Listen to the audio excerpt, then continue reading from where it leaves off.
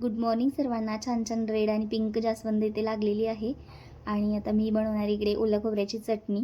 कशासाठी बनवते पुढे मी सांगेन. त्यासाठी ओलं खोबरं, हिरवी मिरची, फुटाणे डाळ, आलं, कढीपत्ता, लसूण आणि जिरे असं घेतलेलं आहे. हे सगळं मिक्सरला बारीक वाटून घेते. त्यानंतर त्यामध्ये थोडी साखर घालते गोड लागण्यासाठी.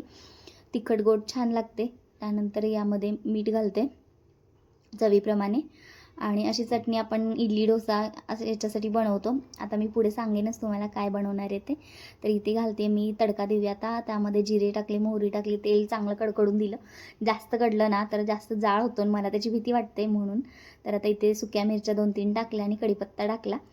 आता छानपैकी तडका देऊया आपण. आणि आता आपली ही चटणी तयार झाली आहे. तर मी इकडे बनवते म्हैसूर बोंडे, कर्नाटकी स्पेशल बोंडे. याची रेसिपी हवी असेल तर कमेंट करून सांगा, पुढच्या व्हिडिओमध्ये शेअर करेन.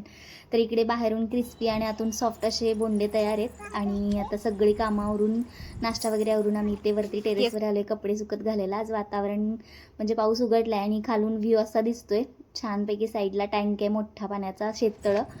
तर आता इकडे कपडे सुकत घालण्याचं काम चालू आहे.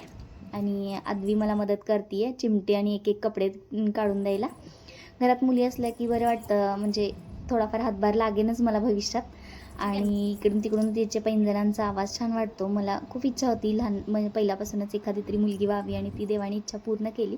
असं व्हिडिओ आवडला असल्यास लाईक करा, शेअर करा, चॅनलला सबस्क्राईब करायला विसरू नका. तर भेटूया अशाच पुढच्या व्हिडिओमध्ये.